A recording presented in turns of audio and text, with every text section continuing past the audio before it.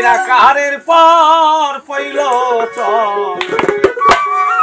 নূরের পাখি হইল দয়াল আরে দেখিতেই অতি চমৎকার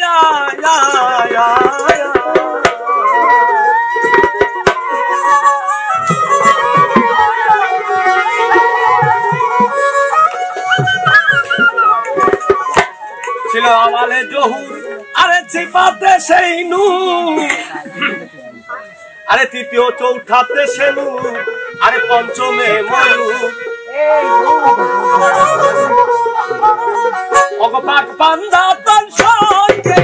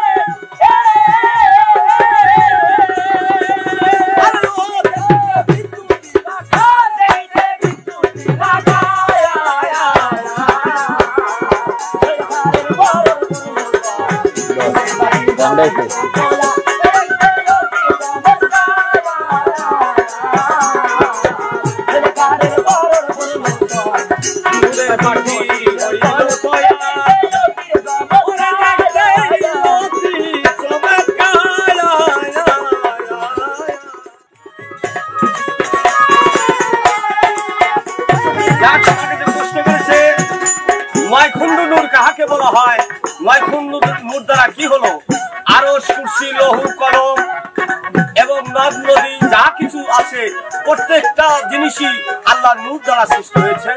এই জন্য নূরকে ৯ খণ্ড নূর করে সৃষ্টি করা হলো। কিছু কিছু নূর দিয়ে আল্লাহর জান্নাতি নূর যেটা পবিত্র নূর, সেই নূর দিয়ে একমাত্র হযরত মুহাম্মদকে সৃষ্টি করেছে এবং তার মধ্যে ছিল জান্নাতি নূর। এবং এরকম ভাবে নূরকে বিভিন্ন ভাগে ভাগ করে পশুপঙ্খের মধ্যেও নূর দেওয়া হয়েছে। এখন নূরের গভীরতাটা জানতে হবে যে নূর কাহাকে বলা হয়। তাইতে লালন শাহ ফকির বলল, বীজ মানে হয় বৃক্ষ নবী, দেল দুলিয়া জানতে পারবি কি বলবো বৃক্ষের কবি, এক ডালে দিন আর এক ডালে দুলে, ইহাই ভাবো আল্লাহ বলো নবী না চিনে। নবীকে চিনতে এবং জানতে হলে আসতে হবে একজন জানওয়ালা আলেমের কাছে। আলেমের কাছে না আসলে নবীকে চিনা এবং জানা যাবে না। আলেমকে পীর মুর্শিদ নায়েবে রাসূল, এই রাসূলের কাছে গেলে এই নবীকে চিনা যাবে। তাই রাসূলকে যতক্ষণ না চিনবা ততক্ষণ নবীকে চিনা যাবে না। তবে ফকিরের কিন্তু ভাব নাই, ফকির শেষ, ফকিরের ফকরামি ওই পর্যন্তই শেষ।